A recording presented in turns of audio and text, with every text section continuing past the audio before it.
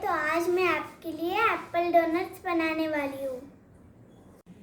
तो पहले हमने आधा एप्पल कट कर लिया है, उसमें उसकी सीड्स निकाल ली है।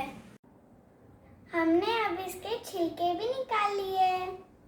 हम इस छोटी कटोरी से एप्पल के राउंड राउंड शेप्स कट करने वाले हैं और इसके सेंटर में हमने छोटे छोटे होल्स बना लिए हैं।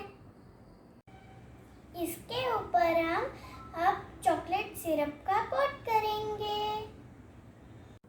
अब हम इसको स्प्रिंकल से सजाएंगे। अब हमारा रेनबो एप्पल डोनट तैयार है।